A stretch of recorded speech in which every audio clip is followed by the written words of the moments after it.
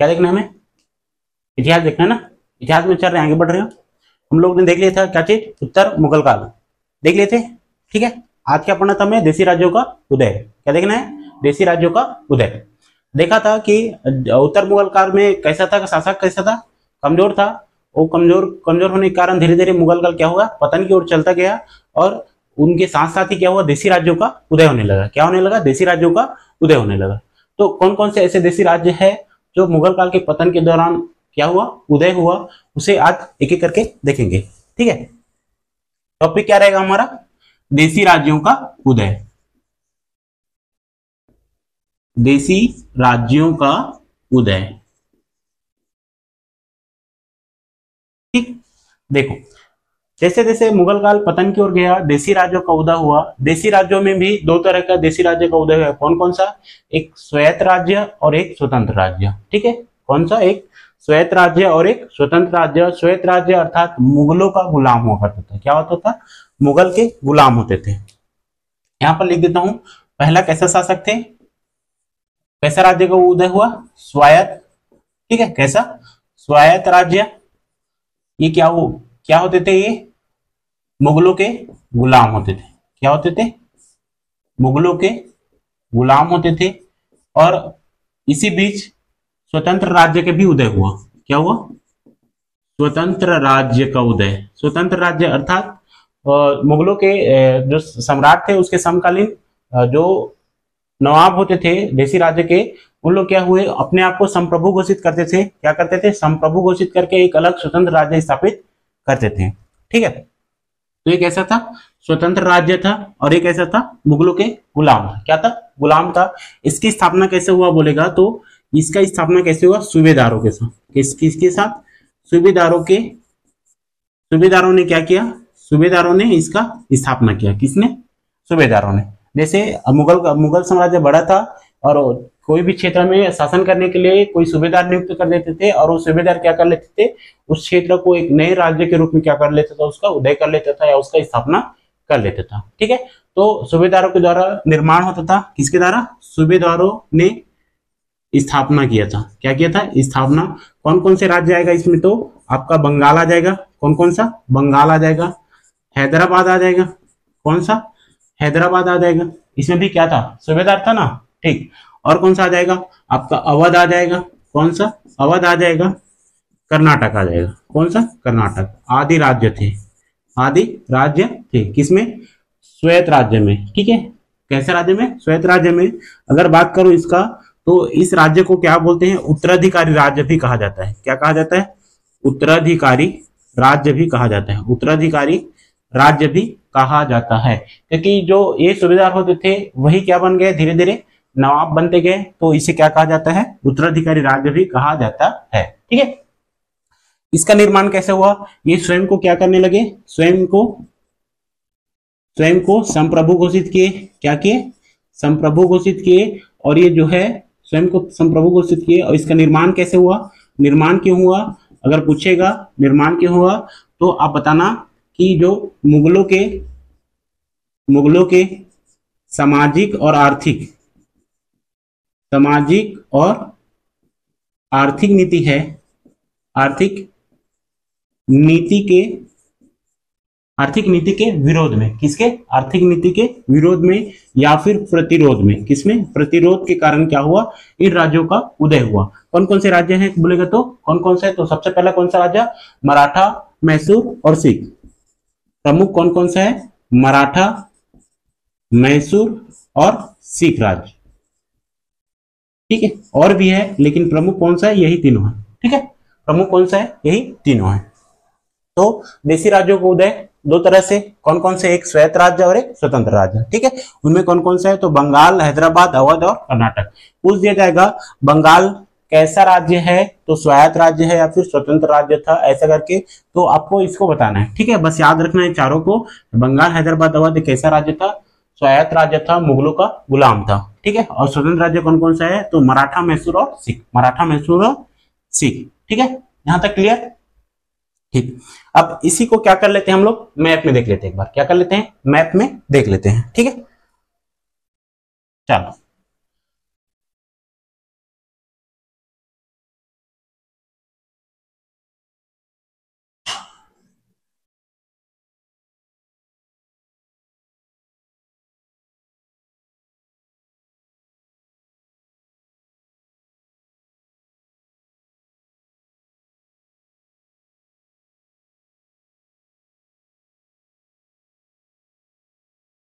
ठीक है, मैप में देख लेते हैं राज्यों को कि कैसा इनका स्थिति था, कहाँ कहाँ था। ठीक है, देखो ये जो आपका वेस्ट बंगाल वाला क्षेत्र था, वेस्ट बंगाल, बिहार, झारखंड और उड़ीसा, और उसमें क्या आ जाएगा आपका बांग्लादेश भी आ जाएगा। किसमें? बांग्लादेश भी आ जाएगा। इसको संयुक्त रूप से क्या बोलते थे? बंगाल बोलते थे। क्या बोलते थे? बंगाल बोलते थे। ठीक है, स्थिति दिख रहा है? ठीक है, और उसी समय ये आसपास बिहार के यहाँ पास जो यूपी वाला क्षेत्र था, ठीक है, यहाँ पास ये कौन सा राज्य हो गया आपका? अवध क्षेत्र। कौन सा? अवध क्षेत्र। ठीक है, इनका स्थिति कैसा था? यूपी तरफ था। कहाँ था? यूपी में था। ठीक है, कौन सा? अवध। कौन सा? अवध। ठीक है, इसके बाद बात करूं मैं गुजरात और महाराष्ट्र का। ठीक है, गुजरात और महाराष्ट्र ये मिलकर क्या बनाते थे आपका? मराठा। कौन सा राज्य? मराठा राज्य था। यहाँ पास क्या था? मराठा राज्य। ठीक है, उसके बाद अगर यहाँ पास बात करूं महाराष्ट्र के आगे इधर, तो ये था कौन सा? मैसूर। कौन सा? मैसूर था। और इसके आगे यहां पास कहा? केरल में कौन सा था? त्रावण। त्रावण क्या था नाम? क्या क्या क्या था नाम? त्रावणकोर। गुड। कौन था? त्रावणकोर। इसका स्थापना कौन करता है? कोई मुंडा है? हैं? चल आगे देखेंगे ना। तो ये क्षेत्र क्या था? मराठा। ये क्या था? मैसूर। और ये क्या था? त्रावणकोर। अगर बात करो किसका? गुजरात का। किसका? गुजरात का। तो इधर क्या था? पूरा सिख था। कौन सा? सिख राज्य था। कौन सा था? सिख। और सिख कैसा है? स्वतंत्र राज्य था। कैसा था? स्वतंत्र राज्य था। क्या चीज? सिख। कौन सा? सिख। अगर बात करूं इधर राजस्थान में, छोटा सा एरिया, ठीक है, यहां पास किसका था? तो राजपूतों का राज्य था। किसका? राजपूतों का राज्य था। किसका राज्य था? राजपूतों का राज्य था। ठीक है, यहां तक देखो। यही पास जाट लोगों का था। किसका? जाट राज्य था। और यहां पास दिल्ली में, ठीक है, दिल्ली में लाल किला तक, कहां तक? कहां तक? लाल किला में सिमट के रह गए थे कौन? मुगल। कौन? मुगल। कहां तक सिमट गए थे? लाल किला में। लाल किला में सिमट के कौन रह गया था? मुगल रह गए थे। ठीक है, यहां तक समझ आया? ठीक। इसके बाद इधर देखोगे तो आपका ये पूरा एरिया किस में आ जाता था? कर्नाटक राज्य में। किसमें? कर्नाटक। और जो बचा है वो सब किस में आ जाता था? हैदराबाद में। किसमें? हैदराबाद राज्य में आ जाता था। ठीक है, यहां तक क्लियर है? टेस्ट कर लोगे? ठीक है, समकालीन ना, उस समय तत्कालिक समय में कुछ इस प्रकार का था आपका देशी राज्यों का जो उदय हुआ था, उसका स्थिति कुछ इस प्रकार का था। ठीक है, यहां तक ठीक है। अब हम लोग बात करेंगे किसका? बंगाल का। किसका? बंगाल का। एक एक करके एक एक राज्य को देखते चले जाएंगे कि वहां कौन थे, सूबेदार कौन थे, राजा कैसे बना, नवाब कैसे बना, उसका पतन कैसे हुआ। ठीक है, तो इसको नोट करो, उसके बाद देखेंगे बंगाल।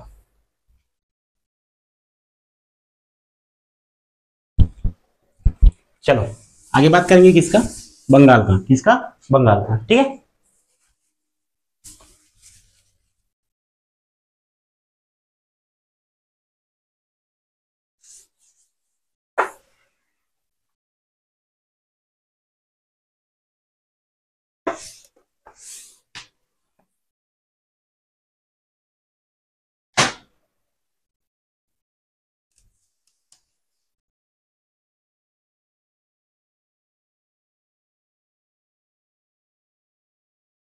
चलो आगे किसका बात करेंगे? बंगाल का। किसका? आपका बंगाल का। और उस समय बंगाल का क्षेत्र कहां तक था? विस्तृत था। एक तो आपका वेस्ट बंगाल। कहां? वेस्ट बंगाल। आपका बिहार भी आ जाता था, झारखंड। कौन सा? झारखंड। और पूरा बांग्लादेश। क्या चीज? बांग्लादेश। इसे ही संयुक्त रूप से क्या कहा जाता था? बंगाल। क्या कहा जाता था? बंगाल। ठीक है, तो इतने क्षेत्र में किसका शासन था, क्या था, कैसे था, आगे देखते हैं। इस समय बंगाल में हम लोग ने देखा था एक शासक, मुगल शासक कौन? फर्रुख सियार। फर्रुख सियर। किसको देखे थे? फर्रुख सियर। ठीक है, इनका एक कार्य था, दो कार्य हुआ। कौन कौन सा? तो इन्होंने बंगाल में क्या किया? सूबेदारी प्रथा चालू किया। सूबेदार नियुक्त किए। क्या किए? सूबेदार नियुक्त किया। और दूसरा क्या हुआ? मुगलों को ये क्या दिया था? मैग्ना काटा। क्या चीज? मैग्ना काटा। इसी को क्या बोला जाता है? शाही फरमान। शाही फरमान। ठीक है, शाही फरमान में क्या था, मुक्त व्यापार, ठीक है। अंग्रेजों को, किसको, अंग्रेजों को बंगाल में मुक्त व्यापार, बंगाल में मुक्त व्यापार करने का, मुक्त व्यापार, और सूबेदार नियुक्त किया था किसे, किसे, मुर्शिद, किसे, मुर्शिद कुली खां को, किसे, मुर्शिद कुली खां को, मुर्शिद कुली खां, इसे नियुक्त किया। पहला सूबेदार कौन है बोलेगा तो मुर्शिद कुली खां। कौन था, मुर्शिद कुली खां। कब से कब तक, तो 1717 से 27। कब तक, 1717 से 1727। इसके बाद बनता है शुजाउद्दौला, उसके बाद बनता है सरफराज खां, उसके बाद बनता है कौन, अलीवर्दी खां। कौन बनता है, अलीवर्दी खां। इसके बाद कौन बनता है आपका, अलीवर्दी खां। अलीवर्दी खां चूंकि ये सूबेदार था और बंगाल का देखरेख करने के लिए इसे नियुक्त किया था, और इधर कौन था, अंग्रेज, जो कि बंगाल में क्या था, मुक्त व्यापार करने का इसे छूट दिया था, क्योंकि मैग्ना कार्टा और शाही फरमान जारी हो गया था, ठीक है। स्वाभाविक था कि इनके बीच क्या हो, कुछ कुछ चीजों के लिए संघर्ष हो, ठीक है, युद्ध हो, ये क्या था, स्वाभाविक था, क्योंकि दोनों के बीच में ये लोग क्या करते थे, जो छूट मिला था उनका क्या करते थे, उल्लंघन करते थे, जो बातें यहाँ तक सीमित था उसे ऊपर जाके कार्य करते थे, तो उनके बीच क्या होना था, संघर्ष होना स्वाभाविक था, ठीक है। अब उसके बाद कौन बनता है, अलीवर्दी खां। कब बनते हैं, तो 1740 से 56, 1740 से कब तक, 56 तक, ठीक है। इसके बाद कौन बनता है, तो सिराजुद्दौला। कौन बनता है, सिराजुद्दौला। सिराजुद्दौला आता है कब, 1756-57 में। कब, 1757 में। इसके बाद कौन बनता है बोलेगा तो, इसके बाद मीर कासिम। कौन बनता है, मीर जाफर। उसके बाद कौन बनता है, मीर कासिम। लेकिन मैं यहाँ पास मीर कासिम लिख रहा हूं क्योंकि इस समय क्या हुआ था, आपका प्लासी का युद्ध हुआ था। क्या हुआ था, प्लासी का युद्ध हुआ। किनके मध्य बोलेगा तो, प्लासी का युद्ध हुआ किसके साथ, तो लॉर्ड क्लाइव के साथ। लॉर्ड क्लाइव के साथ किसका, सिराजुद्दौला का। और इसमें सिराजुद्दौला क्या हो गया, हार गया था। और मीर कासिम के समय क्या हुआ था, आपका बक्सर का युद्ध। क्या हुआ, बक्सर का युद्ध कब लड़ा गया, तो 1764 में। और यहाँ पर भी क्या हो गया, मीर कासिम हार जाता है। मीर कासिम और बंगाल के नवाब और अवध के नवाब और मुगल सम्राट तीनों का संयुक्त सेना के साथ लड़ा जाता है, किसके साथ, अंग्रेज के साथ। और इसमें क्या हो जाता है, पराजित हो जाता है कौन, आपका मीर कासिम। कौन पराजित हो जाता है, मीर कासिम। और बंगाल किसके अधीन आ जाता है, अंग्रेजों के अधीन, ठीक है। क्या आ जाता है, अंग्रेजों के अधीन हो जाता है। क्या चीज, बंगाल, ठीक है। किसके अधीन हो जाता है, अंग्रेजों के अधीन, ठीक है। यहां तक क्लियर। अब देख लेते हैं कौन कौन से सूबेदार हुए, कहां हुए, तो आपका बंगाल में, ठीक है।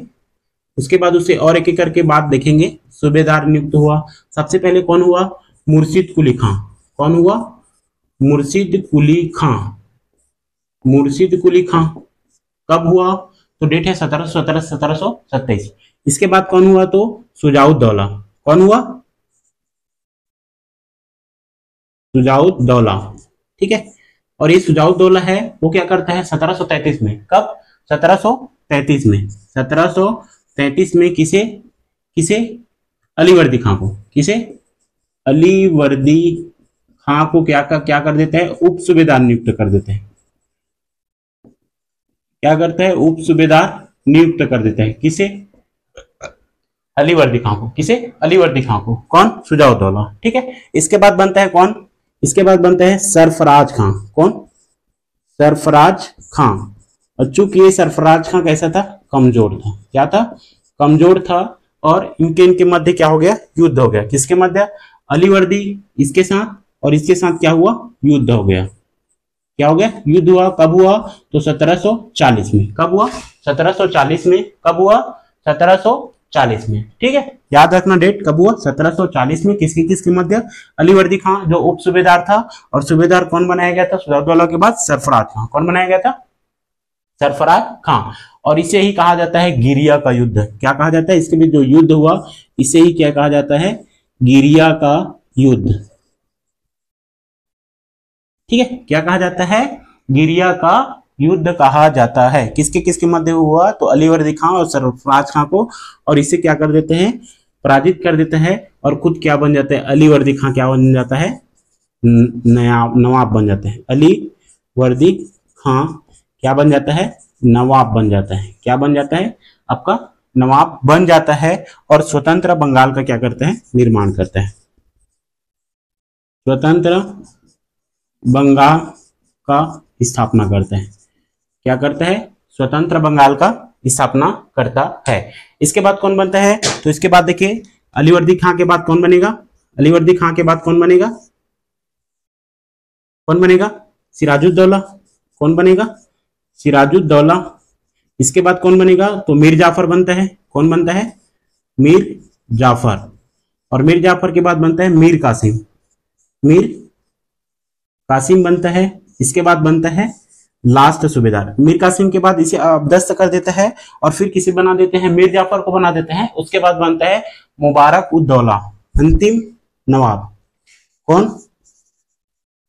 मुबारक उद दौला। कौन बनता है? मुबारक उद दौला। कब बनता है? 1770 से 1775। ठीक है, ये क्या है आप पूछेगा तो अंतिम नवाब। क्या था? अंतिम नवाब था। क्या था? अंतिम नवाब कौन था? तो मुबारक उद दौला। कौन था? मुबारक उद दौला। पूछेगा बंगाल का अंतिम नवाब कौन था? तो मुबारक उद दौला। कब से कब तक? तो 1770 से 1775 तक। ठीक है, यहां तक का कहानी समझ आया? ठीक है, बंगाल जिस समय वेस्ट बंगाल, बिहार, झारखंड और बांग्लादेश उसमें क्या था? शामिल था, उस समय उसे बंगाल कहा जाता था। फर्रुख सियार कौन था? नवाब था, मुगल बादशाह था। ठीक है, उस समय सूबेदार नियुक्त करते हैं बंगाल में। कौन? मुर्शिद कुली खां को। कब तक रहते हैं? 1717 से 1727।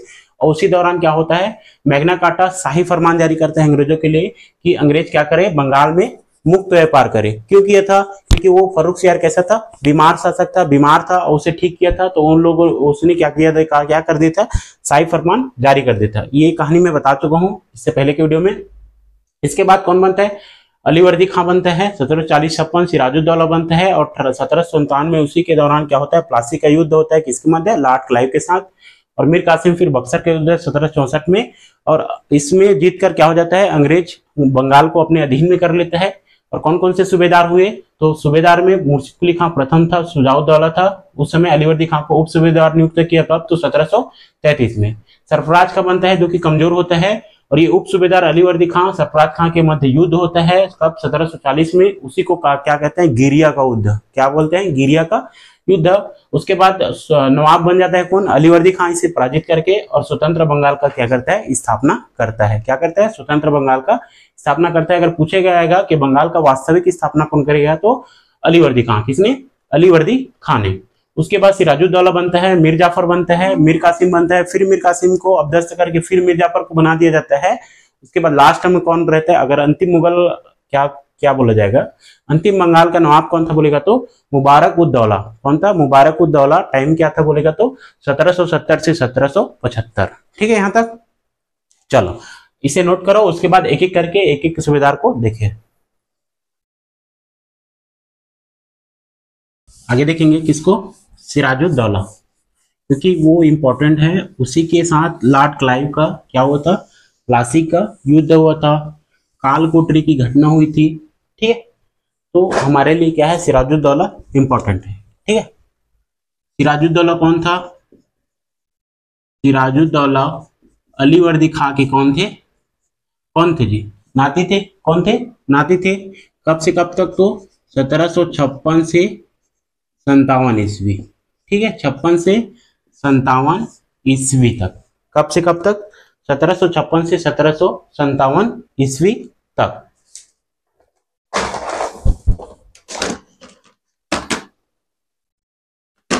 सत्रह सौ छप्पन से 1757 ईस्वी तक।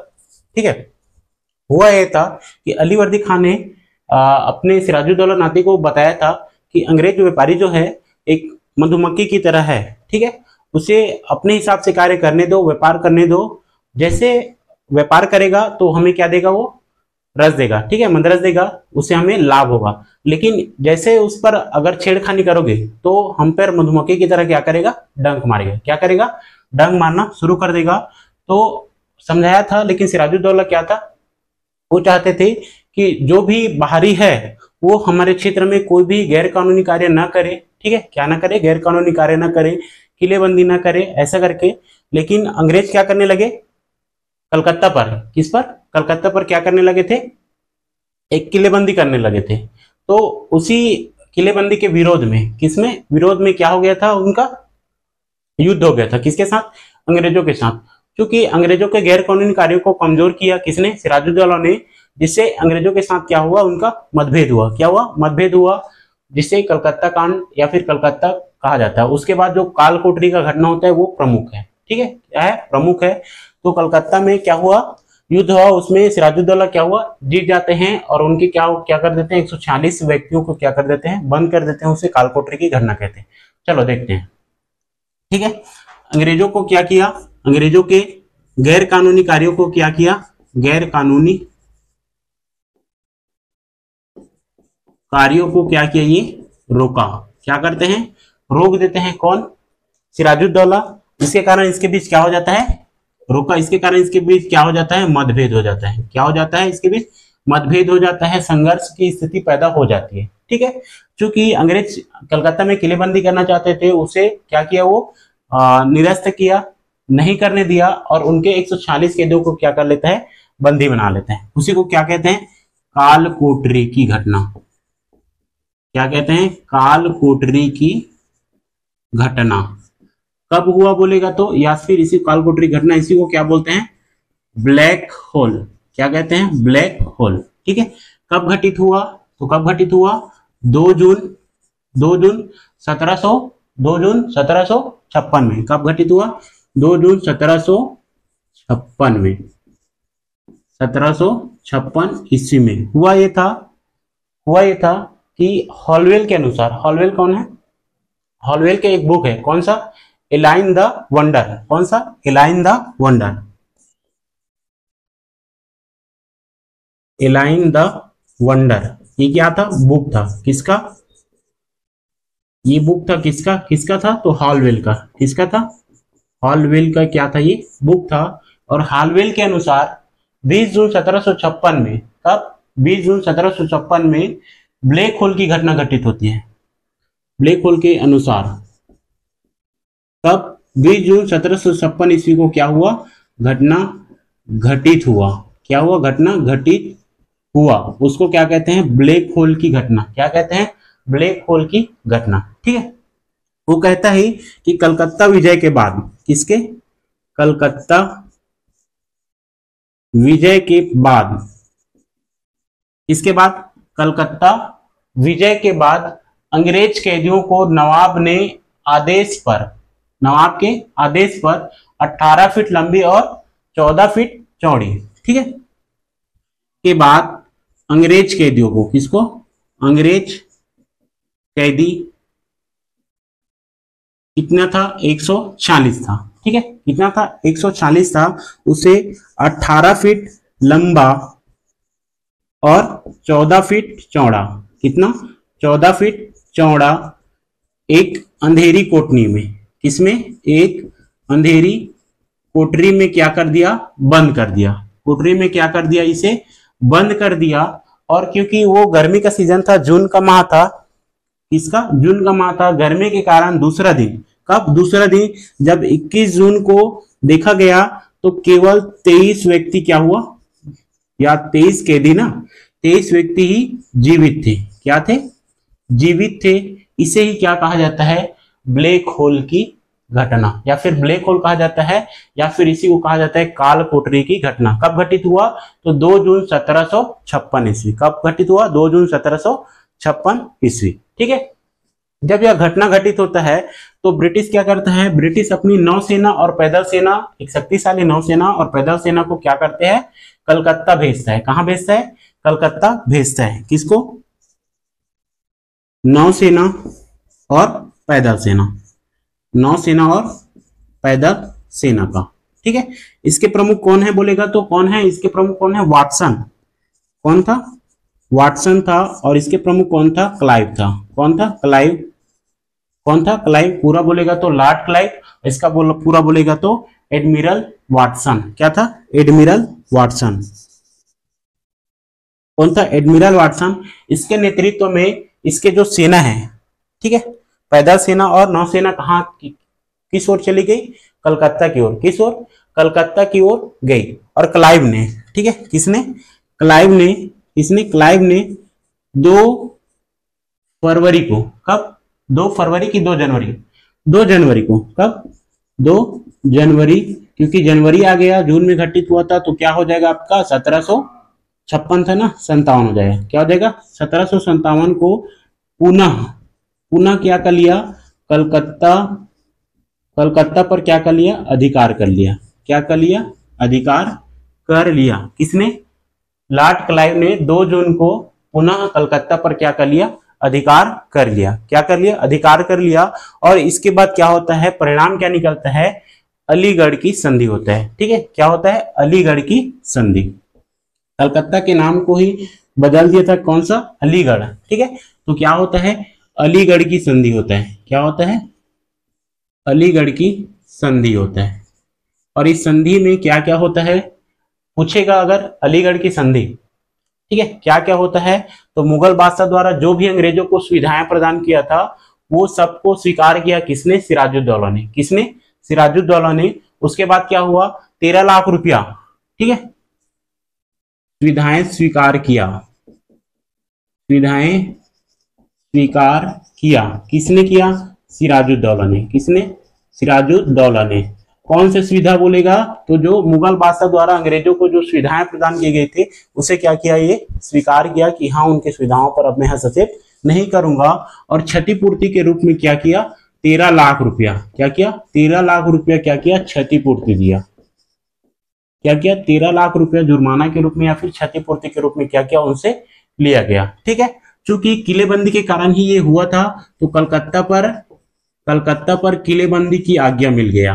किलेबंदी की क्या मिल गया? आज्ञा मिल गया। किसे? अंग्रेजों को। किसे? अंग्रेजों को मिल गया।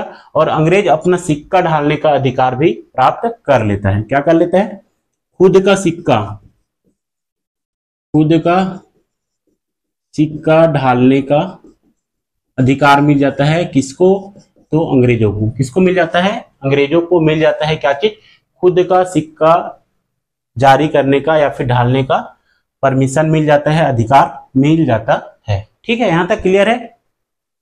इसके बाद क्या होता है? अब ये तो हो गया, ठीक है, इस इतने में क्लाइव क्या नहीं होता है? संतोष नहीं होता है। क्या नहीं होता है? संतुष्ट नहीं होता है।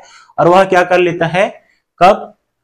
23 जून 1757 ईस्वी को। क्या कर लेता है? 23 जून 1757 ईस्वी को प्लासी के मैदान में, ठीक है, गंगा नदी के सहायक नदी कौन है? भागीरथी, उसके तट पे कौन सा है? प्लासी का मैदान है। वहां पर क्या हो जाता है? सिराजुद्दौला और क्लाइव या फिर अंग्रेजों के मध्य क्या हो जाता है? भिड़ंत हो जाता है, जिसे क्या कहा जाता है? प्लासी का युद्ध। क्या कहा जाता है? प्लासी का युद्ध। ठीक है, इसी में देख ले, आ जाएगा। ठीक, प्लासी का युद्ध कब हुआ बोलेगा तो 23 जून। कब हुआ जी?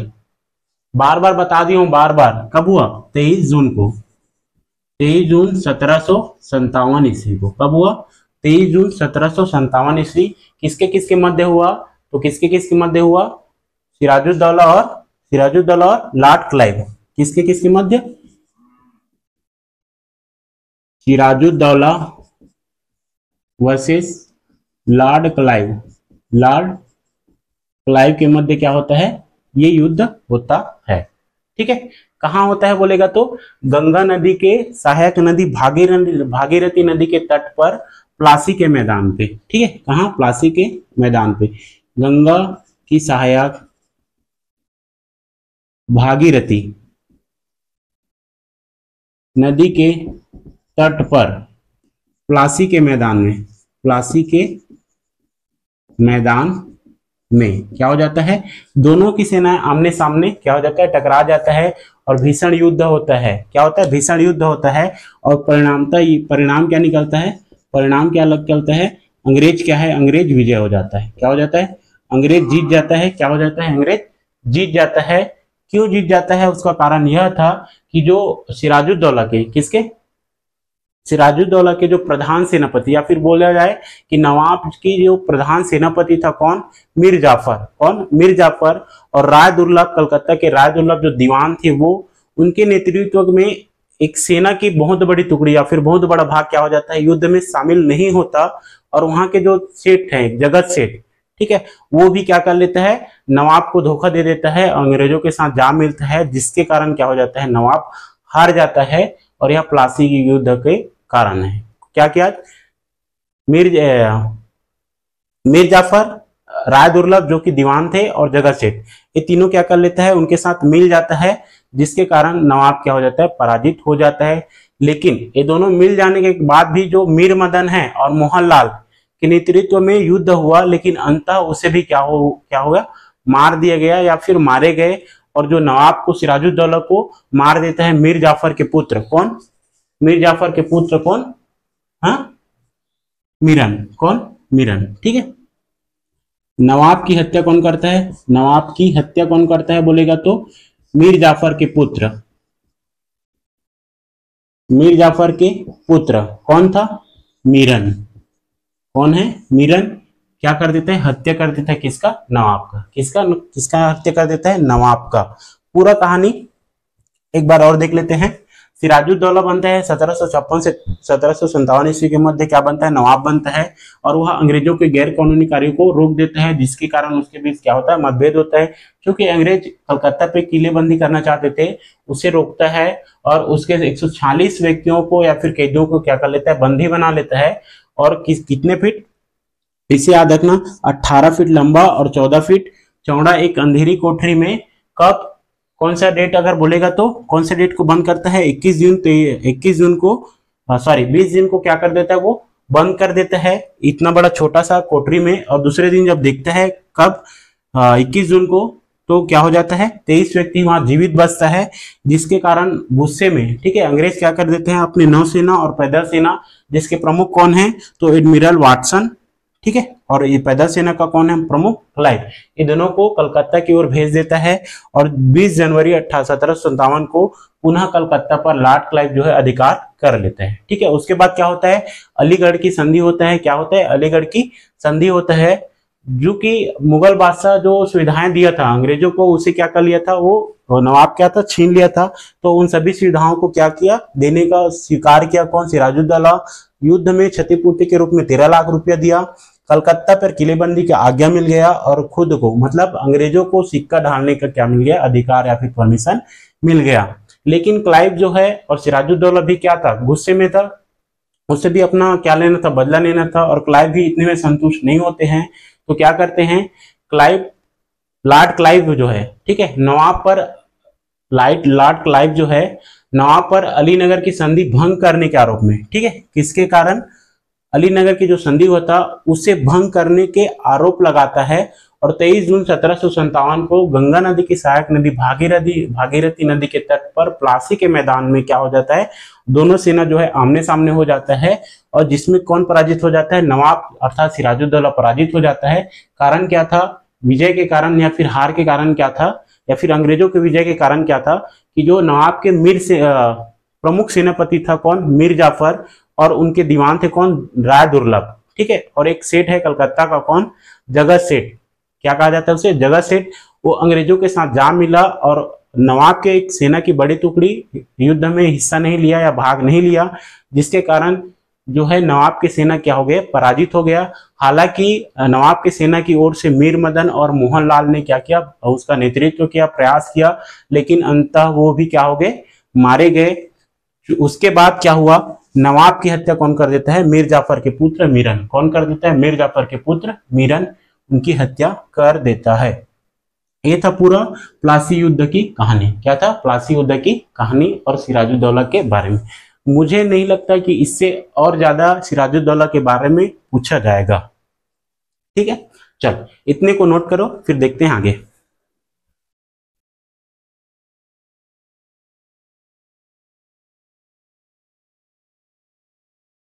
और पूछा जाएगा।